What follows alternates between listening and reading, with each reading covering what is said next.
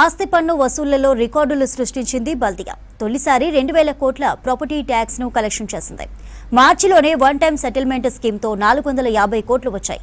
Commissioner Ilambarthi కింది స్థాయి అధికారులతో సమన్వయం చేసుకోవడంతో భారీ స్థాయిలో పన్నులు వసూలయ్యాయి.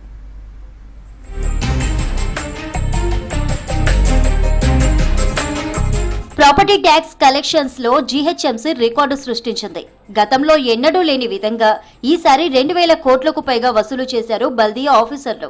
ఫైనాన్షియల్ ఇయర్ లో పెట్టుకున్న టార్గెట్ ను రీచ్ అయ్యారు. చివరి రోజుగా 100 కోట్లకు పైగా ఆదాయం వచ్చింది. మొత్తంగా 2037 కోట్లు వసూలైనట్లు బల్దియా అధికారులు ప్రకటించారు. మార్చి నెలలోనే వన్ టైం సెటిల్మెంట్ స్కీమ్ తో 450 కోట్లొచ్చాయన్నారు.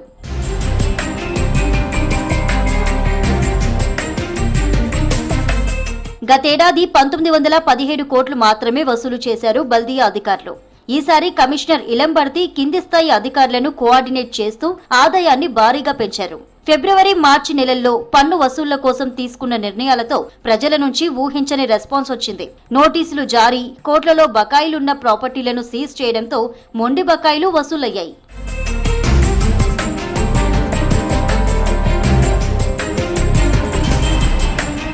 గడిచిన 5 ఏళ్లతో పోలిస్తే ఈసారి ప్రాపర్టీ ట్యాక్స్ భారీగా వసూలైంది. 2019-20 ఆర్థిక సంవత్సరంలో 1357 కోట్లు, 2020-21లో 1333 కోట్లు కలెక్షన్ అయ్యాయి. 2021-22లో 1681 కోట్లు, 2022-23లో 1658 కోట్లు వసూలయ్యాయి.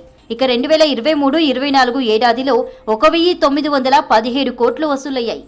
2024-25లో 2037 కోట్ల ట్యాక్స్ వసూలైంది. కొన్నేండ్లుగా 2000 కోట్లు దాటాలని చూసినా కుదరలేదు.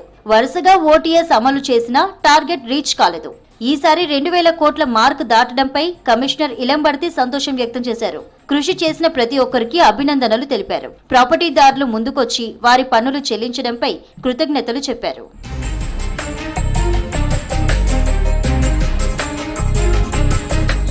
జీహెచ్ఎంసీ పరిధిలో మంగళవారం నుంచి ఎర్లీ బర్డ్ స్కీమ్ అమలులోకి వచ్చింది. ఈ ఫైనాన్షియల్ ఇయర్ కు ముందుగా ప్రాపర్టీ ట్యాక్స్ చెల్లిస్తే 5% రీబేట్ కానుంది. ఈ నెలాఖరు వరకు ఈ స్కీమ్ అమల్లో ఉండనుంది. ఆన్లైన్, సిఎస్సి సెంటర్ల నుంచి పేమెంట్ చేసినా కూడా ఈ స్కీమ్ వర్తిస్తుంది. ప్రాపర్టీదారులు ఈ అవకాశాన్ని సద్వినియోగం చేసుకోవాలని అధికారులు కోరుతున్నారు. ఎర్లీ బర్డ్ ద్వారా 850 కోట్లకు పైగా ప్రాపర్టీ ట్యాక్స్ కలెక్ట్ చేయాలని టార్గెట్ గా పెట్టుకున్నారు.